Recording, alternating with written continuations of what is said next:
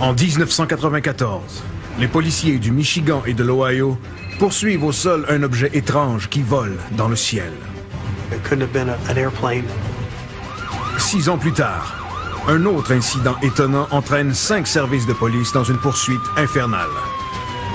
Les événements traumatisants ont été enregistrés à la centrale 911. Des nouveaux faits surgissent. C'est excitant parce qu'il s'agit d'une preuve sur vidéo. Lorsqu'une manifestation d'OVNI se transforme en panique générale, on craignait pour sa sécurité. Les autorités sont forcées à réagir. Tu te sentais menacé? J'avais peur. J'ignorais ce que c'était. Voici l'enquête numéro 66104. Urgence OVNI.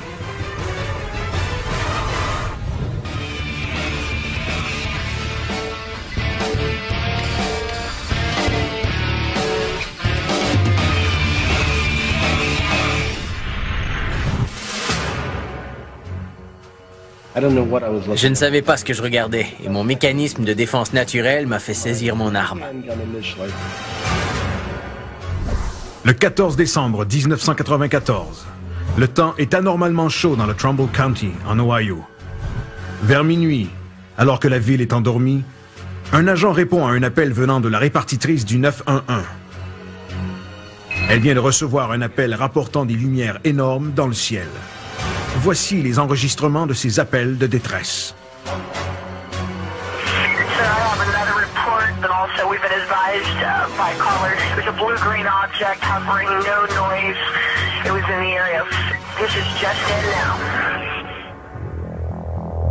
Cette nuit-là, les services de police de Liberty Township, Brookfield et Howland ont tous rapporté avoir poursuivi un objet volant non identifié.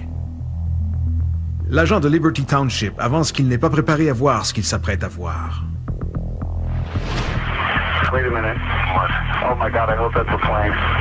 Oh Jesus Christ, please be a plane. Oh please. I ain't ready for this shit. À ce jour, aucun agent n'a pu identifier l'objet.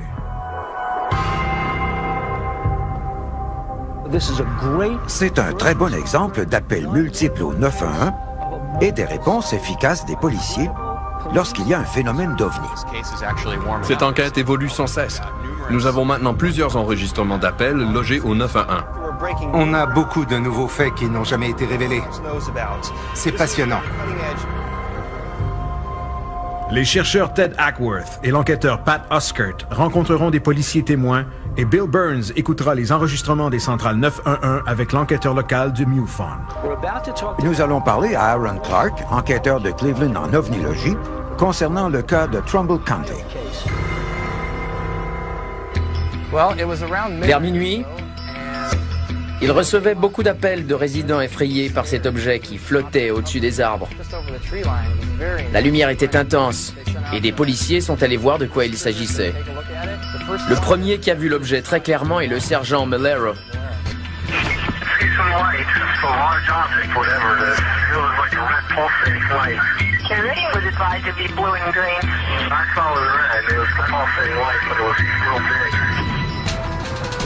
La répartitrice recevait de l'information de plusieurs policiers, tout en parlant aux responsables d'une base aérienne et de la tour de la FAA.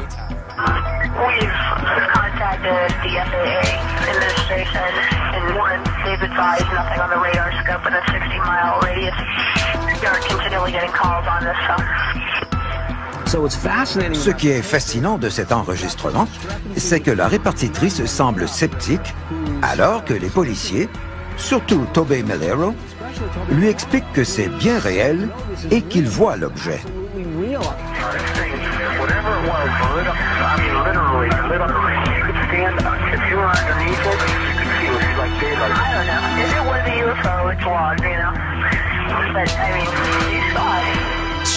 Elle tentait probablement de trouver une explication logique.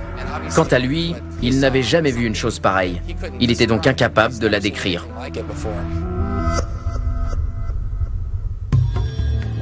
Les deux témoins clés que l'on entend sur l'enregistrement, sergent Tobey Malero et la répartitrice au 911, Roy Ann Rudolph, acceptent de rencontrer l'équipe. Ted et Pat espèrent obtenir une vue d'ensemble plus claire de ce qui s'est passé cette nuit-là. La lumière était aveuglante et immense. Toute la rue était éclairée. Il a vécu quelque chose que personne d'autre n'a vécu cette nuit-là. Nous allons rencontrer le sergent Toby Malero. Lorsqu'un policier accepte de parler d'OVNI, ça apporte beaucoup de crédibilité. Royan a répondu aux appels ce soir-là, et nous voulons recréer la suite des événements qui se sont déroulés il y a 14 ans. Toby, qu'est-ce que les gens décrivaient exactement? Des lumières. Des lumières inhabituelles dans le ciel. Sergent Malero est au coin des avenues Trumbull et Belmont quand il reçoit l'appel du 911. Il se dirige au nord et parcourt environ 5 km jusqu'à Sampson Drive, où la lumière a été vue. Je fais partie des sceptiques. Alors je me disais que c'était un avion. Que ce n'était rien d'anormal, juste un avion au loin. Je suis arrivé ici et la voiture s'est arrêtée toute seule. Au-dessus des arbres, ici, il y avait une lumière qui m'aveuglait, alors je suis sorti de ma voiture car j'étais en colère. Sergent Malero voit un objet gigantesque et évalue sa largeur à environ 90 mètres. Mais qu'est-ce qui peut bien immobiliser une voiture de police de cette façon? Le sergent Malero voit un objet de 90 mètres de large qui est à environ 18 à 24 mètres au-dessus de sa voiture. Cet objet occupait tout son champ de vision et cachait le ciel. Je suis sorti de ma voiture et la lumière était si intense que je me croyais en plein jour. Elle était très intense, il n'y avait aucun bruit. C'est difficile de décrire l'objet parce que j'étais aveuglé. J'ai pu distinguer une forme cylindrique. Et les lumières étaient définitivement rondes et rouges. Tu vois donc une lumière aveuglante? Oui. C'est le silence total? Oui. Et l'objet est cylindrique ou rond? À quoi pensais-tu? Que je n'avais jamais vu ça. La voiture du sergent Malero refuse de démarrer. Sa radio ne fonctionne plus. Et il ne peut pas joindre le 911 pour demander du renfort. Il est complètement seul. J'ai été entraîné pour me défendre. Alors j'ai pris mon arme, mais ensuite j'ai compris qu'il était inutile de tirer sur l'objet. Si tu as pris ton arme, c'est que tu te sentais menacé. J'avais peur. J'ignorais ce que c'était. La répartitrice du 911 réussit à rétablir la communication avec le policier après plusieurs minutes d'essai. Les souvenirs de Toby Malero sont différents. Pour moi, c'est plutôt une question de secondes. Mais ils m'ont dit que ma radio a été en panne pendant 4 minutes environ. J'ai dit, Toby, qu'as-tu vu? Et il m'a expliqué avoir vu une lumière intense et que son véhicule avait arrêté de fonctionner, ainsi que sa radio. J'ai commencé à m'inquiéter sérieusement parce que plusieurs agents m'appelaient et me disaient voir la même lumière et les appels ne cessaient d'entrer. Malero dit à Royan Rudolph que le gros objet vole au-dessus des arbres en direction du sud. À ce moment, il dit que sa voiture en panne a redémarré sans même qu'il ne touche à quoi que ce soit. Le moteur a redémarré tout seul. Oui, Tu avais tenté de le redémarrer sans succès? exactement. La radio s'est remise en marche quand l'objet s'est éloigné. C'est ça. Je n'ai jamais entendu une chose pareille. Je n'avais jamais vécu ça non plus. Cet objet a-t-il provoqué la panne de la voiture de Toby Malero? Existe-t-il une technologie capable de ce genre de choses? Je ne sais pas. Est-ce que certains avions peuvent arrêter des voitures ou ont des pouvoirs mécaniques? Je l'ignore. Mais c'est précisément ce qu'a fait cet objet. Selon toi, est-ce que l'objet a agi avec l'intention de t'immobiliser ou était-ce simplement parce que tu te trouvais dans un certain rayon? Je pense que c'est arrivé parce que je me trouvais dans une zone affectée par un quelconque phénomène. Quand la lumière s'est éloignée, la voiture a redémarré. Sa voiture étant à nouveau fonctionnelle, Malero monte à l'intérieur et se joint à la poursuite entreprise par ses collègues. Par radio, j'ai dit à Royan ce que je voyais. Et elle a répondu, « Oui, nous recevons énormément d'appels concernant cette lumière. » Je lui parlais en suivant l'objet. Et je lui ai demandé de contacter l'aéroport pour savoir s'il était visible sur les radars. stop. And I swear to you, he goes, you know, I don't have anything but 16-mile radius of Youngstown. He goes, I'm looking at the radar right now. Well, this thing wasn't more than about 50 feet off the ground. This thing wasn't making no noise. Suite au rapport de l'aéroport de Youngstown disant ne rien voir sur les radars, Royan contacte la base aérienne de Youngstown. On lui répond qu'aucun avion militaire n'est en vol et que rien n'apparaît sur leur radar. J'ai contacté la tour 2 fois pour me faire répondre qu'il n'y avait rien sur les radars. Et c'est à ce moment-là que j'ai commencé à paniquer, parce qu'un grand nombre de personnes voyaient cette chose et vivaient beaucoup d'insécurité, dont plusieurs que je connaissais et que je savais crédibles. What did you really think it was? I don't know. Whatever it is, it's big.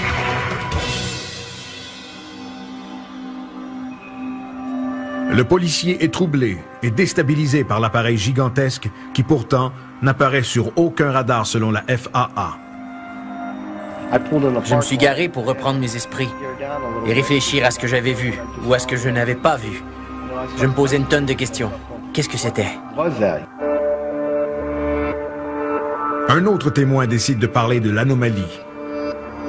Roy Ann Rudolph, intrigué par ce que les policiers lui disent, décide d'aller voir de ses propres yeux. Non seulement elle recevait des appels de citoyens affolés, et elle était en communication constante avec le sergent Mellero, mais elle nous a admis quelque chose qu'elle n'avait encore jamais dite. Elle a quitté son poste pour aller voir l'objet à l'extérieur. J'ai accompagné un agent d'une municipalité locale pour voir ce qu'il avait vu. C'est difficile à expliquer. C'était une expérience unique. Je ne sais pas ce que j'ai vu. L'objet était immobile et, tout à coup, il a fait un mouvement brusque et je ne l'ai plus revu. Royan a vu une lumière longue d'une centaine de mètres qui flottait lentement dans le ciel au-dessus de la voiture de Tobey Mellero et qui a immobilisé la voiture patrouille. Elle a admis en avoir été témoin. Nous avons à mes yeux un agent de police très crédible. Et il est clair qu'il a vu quelque chose cette nuit-là. On le sent quand il en parle, et ça a eu un gros impact sur lui. Quel était cet objet vu par le sergent Mellero, Roy Ann Rudolph et de nombreux policiers ce soir-là à Trumbull County? Est-ce un endroit propice aux ovnis? Un autre cas en Ohio, faisant partie des enquêtes Blue Book non résolues, ainsi qu'une nouvelle vidéo étonnante, pourrait fournir des indices sur l'objet étrange vu par le sergent Mellero et d'autres policiers.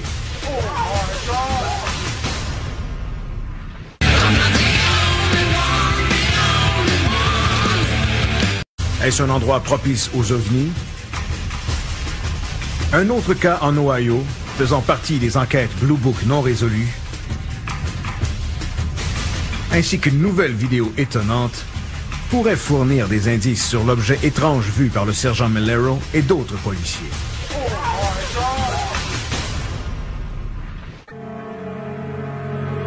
À ma connaissance, rien ne peut accélérer aussi vite.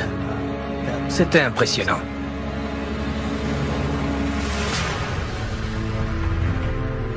L'équipe enquête sur une présumée manifestation d'OVNI en décembre 1994 à Trumbull County, en Ohio, qui aurait immobilisé une voiture patrouille. Ce n'est toutefois pas la première fois que des policiers d'Ohio poursuivent des lumières étranges. En 1966, plusieurs services de police de Portage County ont suivi un OVNI sur une distance de 135 km jusqu'en Pennsylvanie avant qu'il ne disparaisse subitement. En 1957, le service de police de Levelland, au Texas, reçoit 15 appels de gens décrivant un étrange objet ovale dans le ciel qui fait arrêter les véhicules lorsqu'ils volent au-dessus d'eux.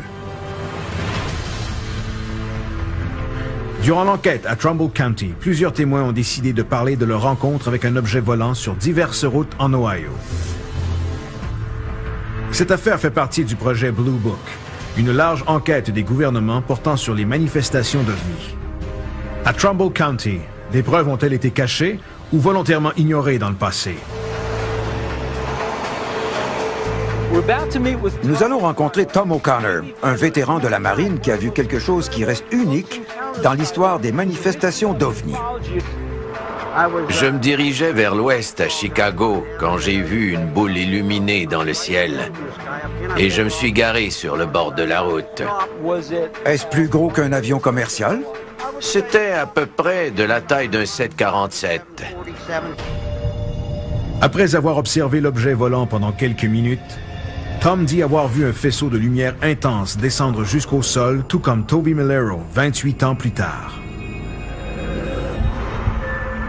J'ai eu un peu peur et je me demandais ce que c'était. Tom se réfugie sous son camion et de là, il observe l'objet qui vole vers lui et s'immobilise directement au-dessus de son véhicule. Quand il s'est arrêté au-dessus du camion, il s'est mis à bouger.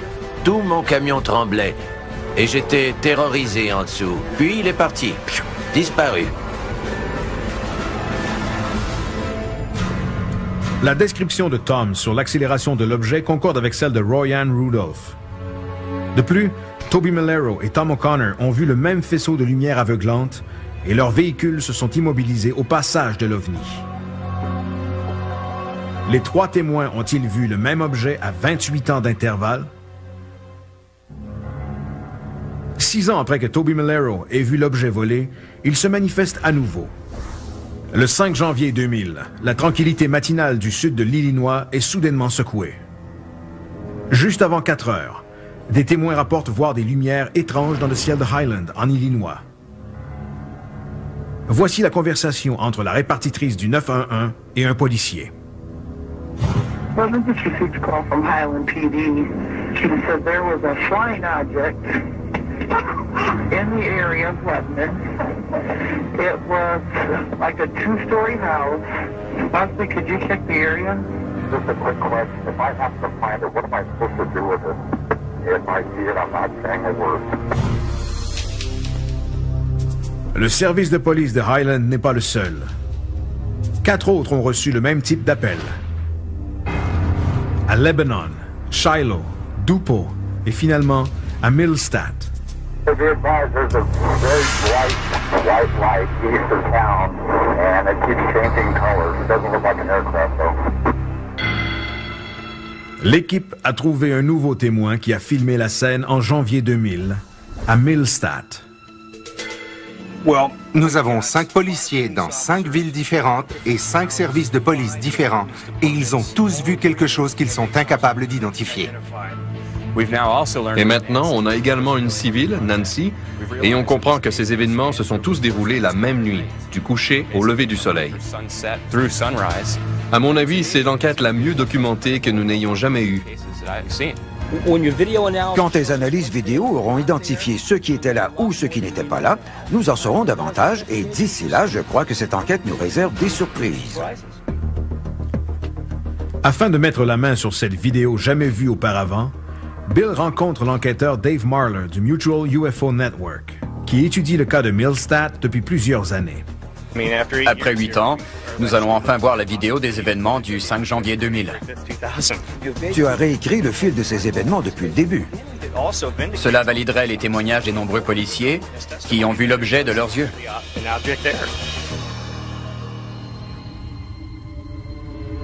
Au départ, tout commence un peu avant 4 heures le matin du 5 janvier 2000, mais les nouvelles images ont été filmées plus tôt, entre 19 et 20 heures, le 4 janvier, ce qui signifie que l'objet a été vu par des témoins pendant presque 12 heures.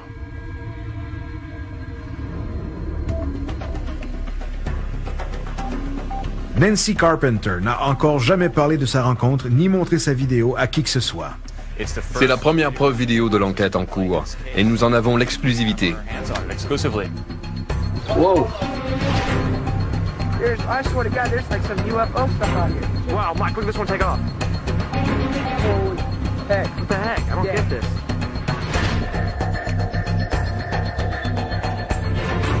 Avez-vous une idée à quelle distance c'était? 120-150 mètres. Les lumières changeaient-elles de position? Constamment. Look at it. 4 of them. Oh, dude. This one coming right. I may call 911 when we get abducted. You can't ride her right at him, dude. Ils allaient dans des directions différentes. Que voulez-vous dire? Les lumières se regroupaient puis se dispersaient. Une allait en ligne droite, une autre en zigzag. C'était n'importe quoi. Oh my God. Dude, it's coming right from the top.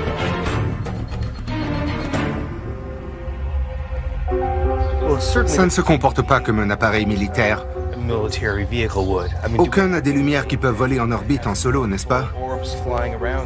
Ceci est indescriptible. J'aimerais répondre, mais je ne sais pas.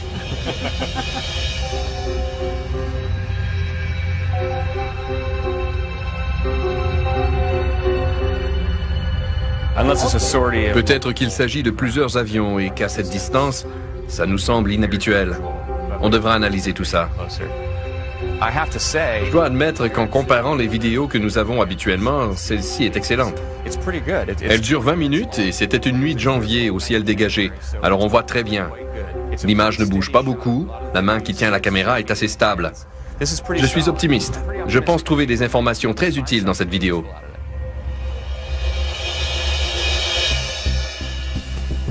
Ted analysera la vidéo.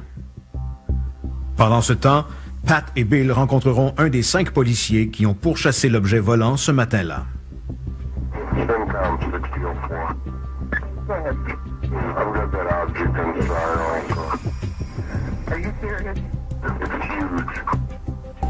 Avoir autant de témoins crédibles et des enregistrements d'appels logés au 911 qui affirment la présence d'un ovni, c'est très spécial pour nous, les enquêteurs.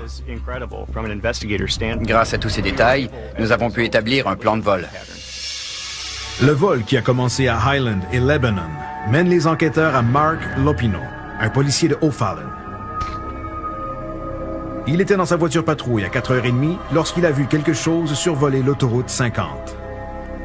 Je me dirigeais vers l'est sur l'autoroute 50 dans ma voiture patrouille, quand j'ai vu ce qui me semblait un groupe d'hélicoptères ayant de gros projecteurs à l'avant. Les lumières étaient gigantesques. Je ne peux même pas vous décrire leur taille. Tout ça se passait à environ 30 ou 45 mètres au-dessus de moi, et c'était énorme. De nombreux policiers ont vu l'objet et en ont avisé leur répartiteur.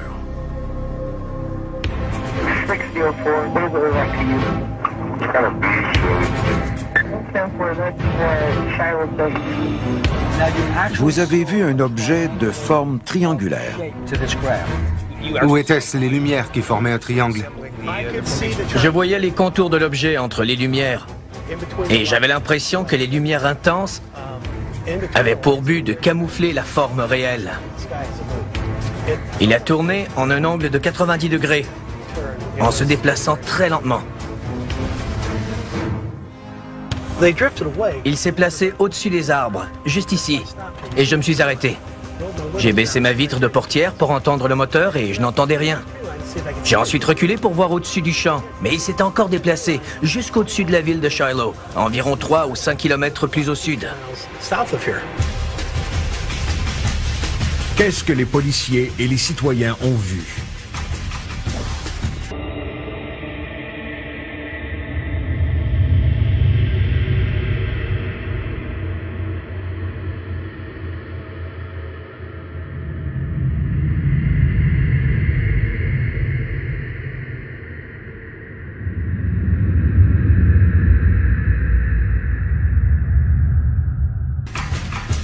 Ted entame les analyses approfondies de la vidéo de Millstat. Et un artiste en croquis numérique tentera de recréer l'objet que de nombreux témoins ont vu dans le ciel de l'Illinois. Je pense que ça venait d'une autre planète. Ce que nous avons vu est inexplicable. Ces objets qui volaient dans le ciel ne venaient pas de notre planète. La documentation de la centrale du 911, les enregistrements ainsi que les témoignages des policiers d'Ohio et d'Illinois donnent des preuves solides à l'équipe d'un objet étrange. Ted regarde attentivement la vidéo de Nancy Carpenter, jamais vue auparavant, qui montre enfin ce que tant de témoins ont vu. Ted travaille avec Terrence Mason, un spécialiste en traitement d'images de l'Université de Northeastern. Malheureusement, la qualité de l'enregistrement est tellement faible qu'on ne discerne aucun détail du point de vue du traitement de l'image. Par contre, un élément observé défie toute explication rationnelle. Un extrait est très intéressant. J'ai stabilisé et isolé cette partie de la vidéo où se trouve la lumière centrale. On voit une lumière secondaire se déplacer à sa droite, de haut en bas, en faisant des demi-cercles. En stabilisant les images, je peux faire abstraction du mouvement relatif de la main qui porte la caméra vidéo et bloquer le point lumineux central. De cette façon, on peut définir clairement le parcours de cette lumière secondaire qui bouge en un arc géométrique parfait.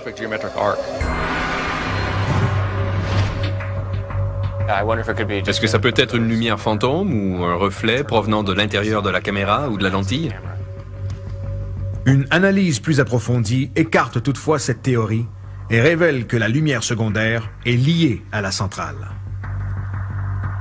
C'est très curieux parce que si on se rapproche davantage, la lumière centrale pointe vers la secondaire pendant qu'elle se déplace et c'est très intéressant.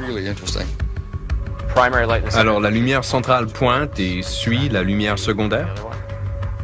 On n'a aucun détail, seulement cet angle particulier et tout le reste est noir, alors il est difficile d'affirmer quoi que ce soit.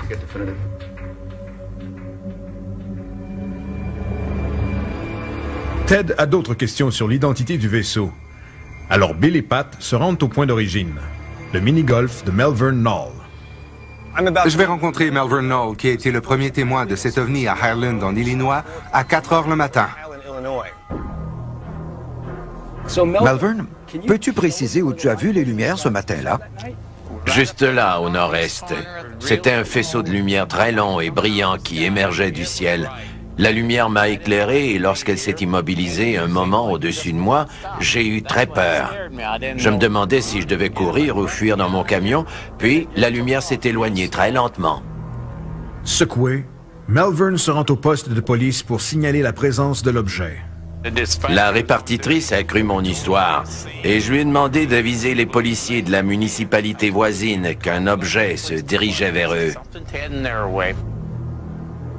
Melvern ne se doute pas qu'il met alors en branle une poursuite qui durera 3 heures et s'étendra de Highland à Belleville.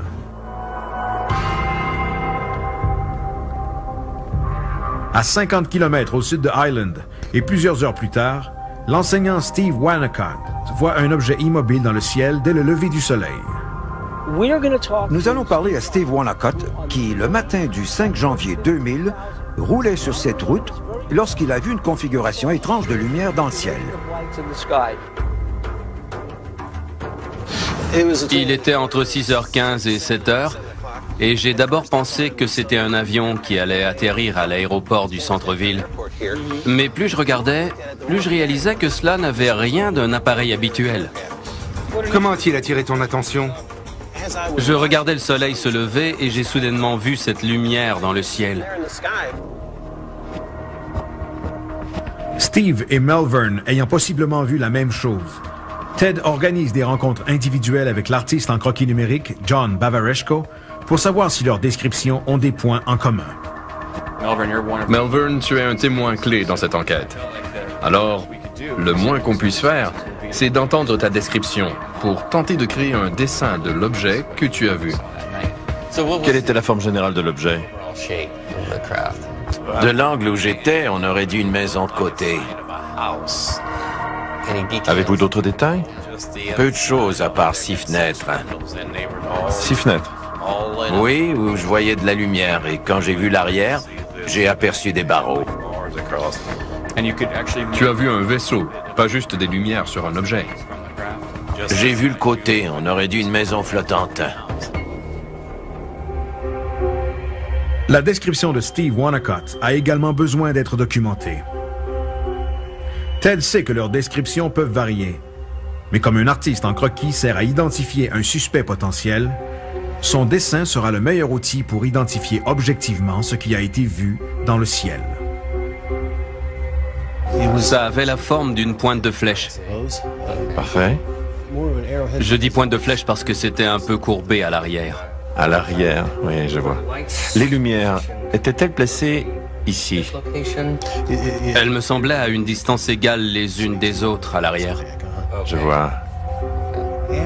Pendant que le soleil se levait derrière moi, il m'est apparu de plus en plus clair qu'il s'agissait d'une surface métallique qui ne reluisait pas. Plus je l'observais, plus je réalisais que c'était différent de tout ce que je connaissais. Rien ne ressemble à cet objet, de près ou de loin. Je me suis dit que je voyais mal, mais qu'il y avait assurément une explication logique. Je pense que ça venait d'une autre planète. Ces témoins ont-ils vu quelque chose de terrestre ou d'extraterrestre? John crée 2 animations du vaisseau selon les faits rapportés par les témoins. La seule façon de savoir si les dessins sont précis est d'en montrer les versions finales aux témoins pour obtenir leur validation. Voici la version finale. Oh! C'est exactement ce que j'ai vu, oui. Et toi, Malvern? Moi, j'ai vu ça. Et vous n'aviez jamais vu ça auparavant? Oh non. Non. Steve et Malvern confirment avoir vu 2 objets différents qui comportent des différences importantes. Selon mon entretien avec Steve Wynkotte, j'ai dessiné ce qu'il a cru avoir vu. Et Malvern a vu quelque chose de très différent. Les différences peuvent s'expliquer par leur point de vue et la distance qui n'était pas les mêmes. Les 2 descriptions présentent également des similitudes significatives, comme les fenêtres éclairées et les lumières intenses sous l'objet. J'ai tendance à penser que le dessin issu de la version de Steve est plus crédible que celui de Malvern. Tout simplement parce que la nuit, il est très facile de se méprendre sur les formes géométriques. Les similitudes entre les 2 me portent à croire que Steve et Malvern ont possiblement vu exactement le même objet. Grâce aux nombreuses dépositions de policiers, de reconstitutions numériques basées sur des témoignages et à la nouvelle vidéo, l'équipe est plus près que jamais de découvrir la vérité derrière ce mystère. Mais un dernier fait pourrait préciser le début de cette manifestation vue par de nombreux policiers.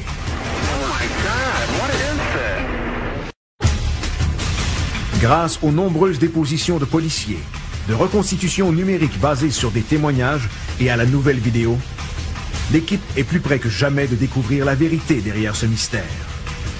Mais un dernier fait pourrait préciser le début de cette manifestation vue par de nombreux policiers.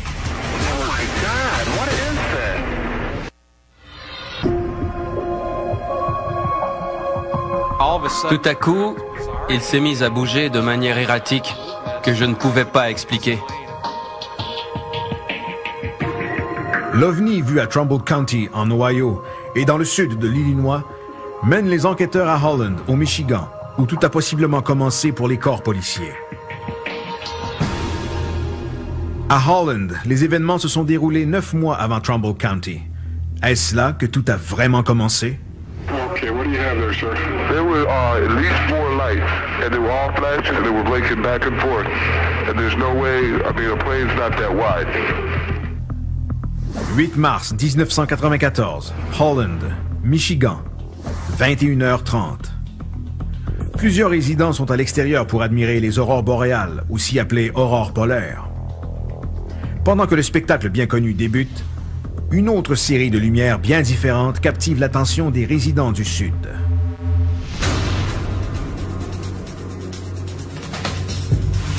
Un policier de Holland voit aussi les lumières étranges, mais il est incapable de les identifier. Il demande à son répartiteur de contacter le bureau de la Météo nationale pour savoir si quelque chose est visible sur les radars. L'objet se déplaçait à une vitesse inimaginable. Une minute, il était ici, et la minute suivante, il était là-bas. Après 2 ou 3 minutes, il est parti. Pourra-t-on savoir un jour ce que c'était?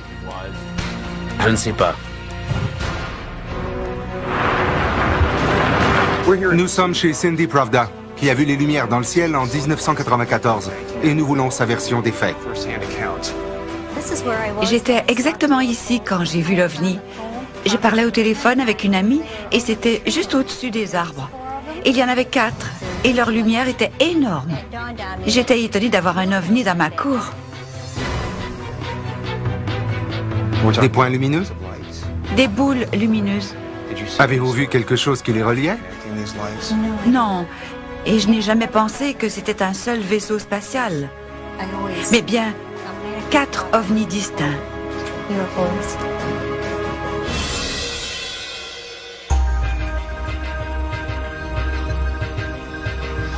Au même moment, un journaliste voit un gros objet dans le ciel. Mais contrairement à Cindy Pravda qui voit 4 sphères lumineuses, Lee Lambert distingue clairement les contours d'un vaisseau.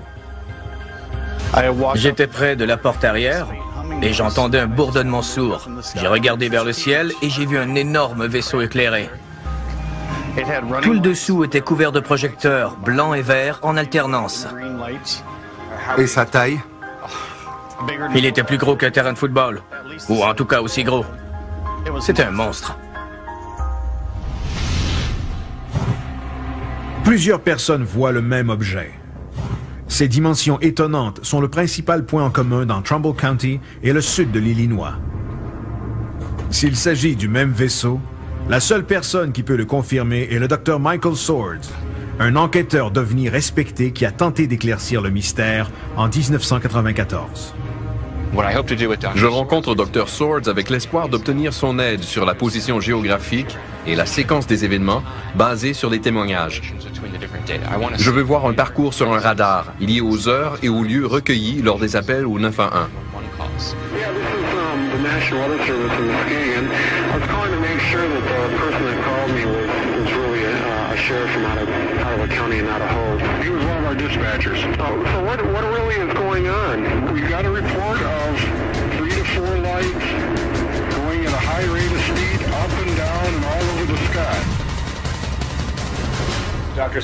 Dr. Swords, nous avons les appels au 911, des témoins au sol et ses traces sur le radar.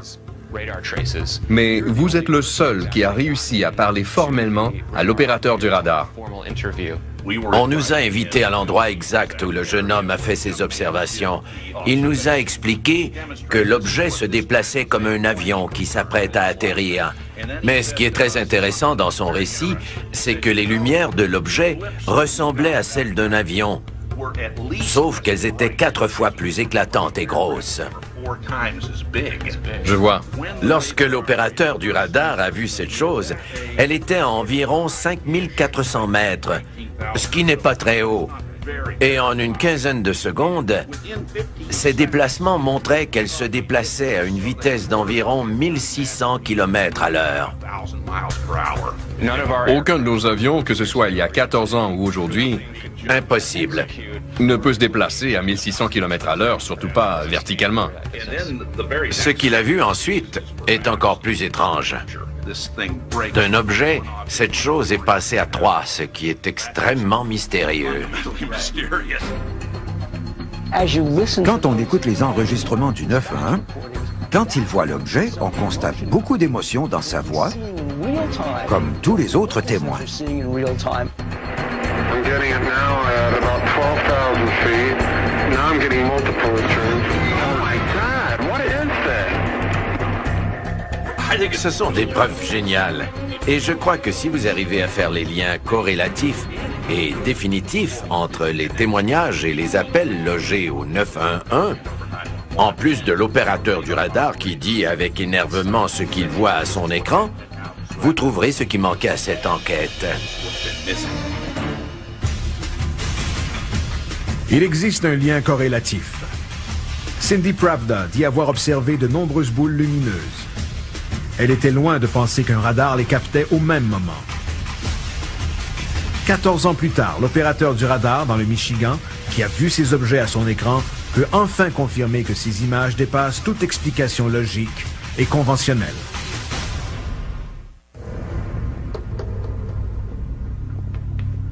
L'enquête sur les appels d'urgence et leurs réponses sur des présumées manifestations d'OVNI dans le Midwest a mené l'équipe à Holland, au Michigan, à 52 km au sud-ouest de Grand Rapids.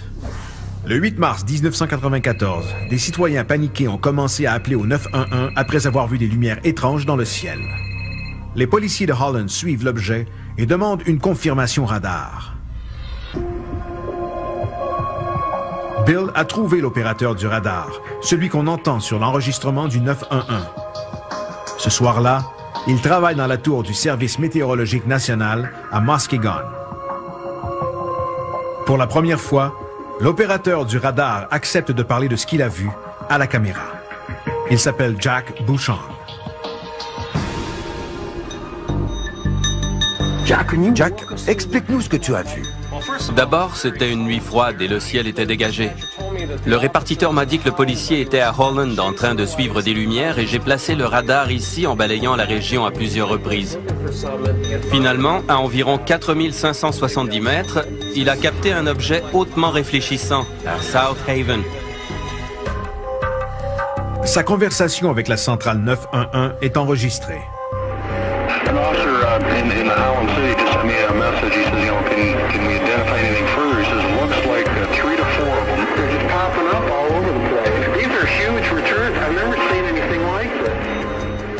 Avant que j'aie le temps d'annoncer leur position, ils changeaient de place.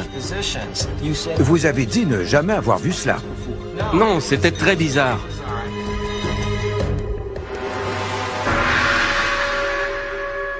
Jack sait que les lectures du radar ne seront pas retenues et garde des copies de ce qu'il vient de voir.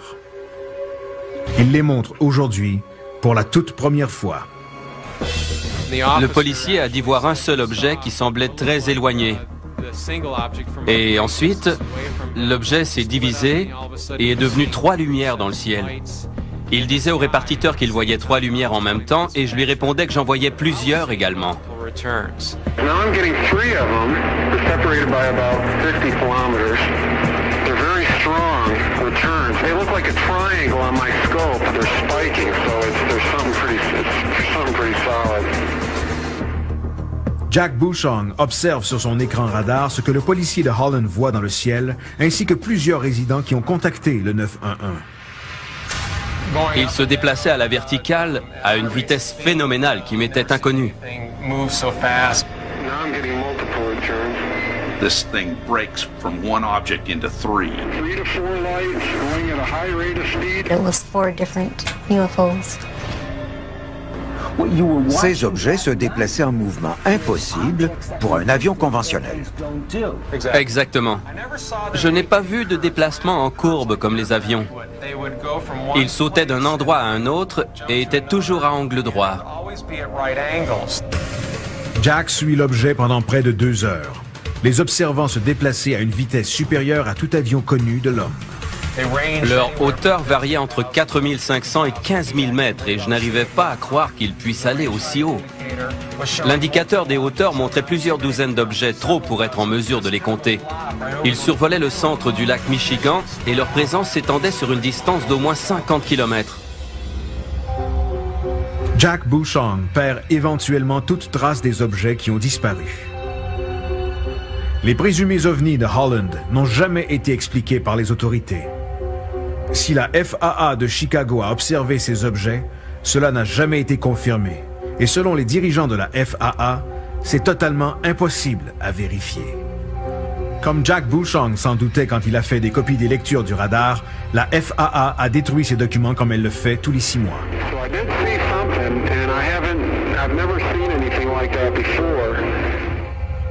14 ans plus tard, Jack Bouchong est catégorique. Ce qu'il a vu sur l'écran radar n'était pas un avion, ni une anomalie liée aux conditions météorologiques. Les données du radar correspondent aux dires des témoins au sol selon les appels du 911. Nous avons 2 sources totalement indépendantes qui valident les informations de part et d'autre. Ce qui est emballant, c'est que le Dr Swords a rencontré Jack Bouchong et notre entrevue avec Jack Bouchong a donné les mêmes résultats. L'histoire n'a pas changé en 14 ans.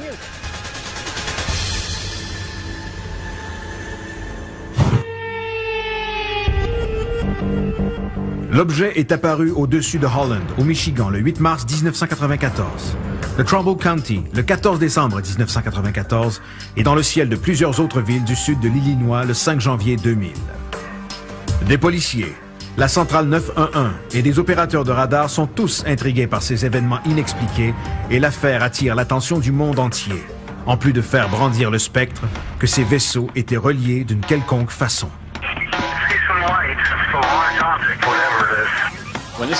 On ne peut pas ignorer tous ces faits systémiques qui se déroulent dans plusieurs États et agences fédérales. Plusieurs témoins sont des gens crédibles en raison de leur formation, et c'est ce qui rend cette enquête aussi intéressante. Je suis estomaqué par la dimension de ces vaisseaux. Ils sont énormes, illuminés, ils flottent, ils sursautent et disparaissent en quelques secondes. D'où proviennent-ils et qui se cache à l'intérieur? Les nouvelles vidéos et la technologie numérique valident aujourd'hui ce que les témoins ont observé. Ont-ils vu un appareil militaire avancé et gardé secret, ou des vaisseaux extraterrestres qui tentent des rapprochements avec nous? L'équipe a découvert des nouveaux faits très importants et l'enquête se poursuit.